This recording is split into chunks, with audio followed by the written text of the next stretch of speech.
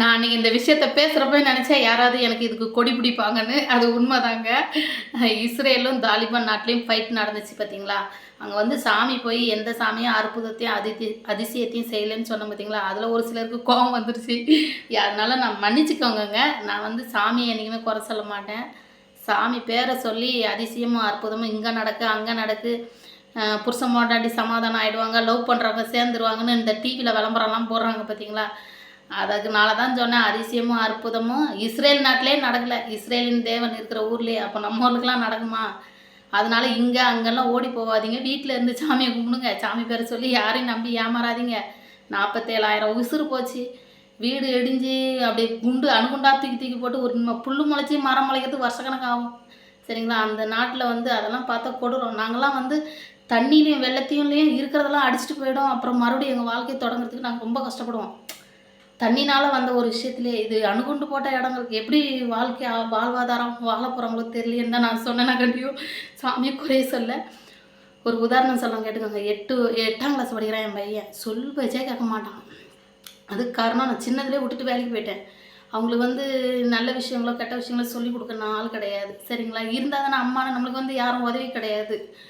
அம்மா அந்த பிள்ளைகள் தன்னாக்கிலேயே நான் வீட்டுக்குள்ளெல்லாம் விட்டு பூட்டிகிட்டு போயிட்டுருக்கேன். பசங்களை உள்ளே விட்டுட்டு எப்போ ஓலை வீடு இருக்கிறப்பமே. இந்த மாதிரி வீடெல்லாம் அப்போ கிடையாது. சரிங்களா? அந்த பசங்க அதெல்லாம் கஷ்டம் சொல்ல முடியாது, வெளியே சொல்ல முடியாது. ஆனாலும் சொல்கிறேன். அப்போது நான் நைட்டும் பகலும் என் பையன் வீட்டுக்கே வர மாட்டான். ஃப்ரெண்டு வீட்டில் படிக்கிறேன், ஃப்ரெண்டு வீட்டில் இருக்கிறேன் அப்படிலாம் சொல்லி என்னை ஏமாற்றிருக்கான். அவனை தேடிட்டு நைட்டும் பகலும் சுற்றிருக்கிறேன். நைட்டும் பார்க்க மாட்டேன். 1 மணி 2 மணி 3 மணின்னு கூட பார்க்க மாட்டேன். குறுக்காவே வந்துடுவார். எங்கேயோ ஒரு தெருவில் கூட போய் நிற்பேன் சைக்கிள் எடுத்துக்கிட்டு. சுடுகாடுன்னு கூட போக மாட்டேன். அதுலேயே உட்காந்துருப்பேன். சுடுகாட்டு பக்கத்துலேயே உட்காந்துருப்பேன். செவத்தோரத்தில் இவன் எப்போ தான் வரான் நான் பார்க்கணுன்னு. அதாவது வந்து சொல்லுவாங்க ஆம்பளை பிள்ளை தான் போனால் போகுது. அந்த மாதிரி எண்ணமே நான் நினச்சது கிடையாதுங்க. அது என் உசுறு, என் குடல் உருவி வெளியே வந்த பிள்ளை. நான் தான் பாதுகாக்கணும் அப்படின்னு தான் நினச்சிருக்கேன். சரிங்களா? அதை நம்பி ஒரு இடத்துல ஜாதகம் பார்த்தேன். அவர் என்ன சொன்னார், நீங்கள் பேர் வந்து ஜாதகம் பார்த்து வைக்கல ஆனால் அப்படி இருப்பானார். அப்போ அவர்கிட்ட அழுதேன், என் பிள்ளையை கொஞ்சம் காப்பாற்றி கொடுங்கன்னு. உடனே அவர் 2 நாள் கொண்டு வந்து எங்கள் வீட்டில் விடுங்க, உங்கள் பிள்ளையை சரி பண்ணி தரேன்னாரு. எங்க என் பையனை கெஞ்சி கூத்தாடி கொண்டு போய் விட்டுட்டாங்க. இருக்கிறேன்னு போனவன் ஒரு 1:30 மணிக்கு ஃபோன் பண்ணி குரல் ஒரு மாதிரி இருக்குது, இல்லை வரையோ இல்லையாங்கிறான். அப்புறம் 1:30 மணிக்கிட்ட நான் நடந்து போயிட்டேங்க. இங்கேருந்து போகிறதுக்கு ஒரு 15 நிமிஷம் ஆச்சு. போயிட்டேன். போனால் அந்த காலிங் பெல் அடிக்கிறேன். அங்கே என்ன நடந்திருக்குன்னு கொஞ்சம் யோசிச்சு பாருங்கள்.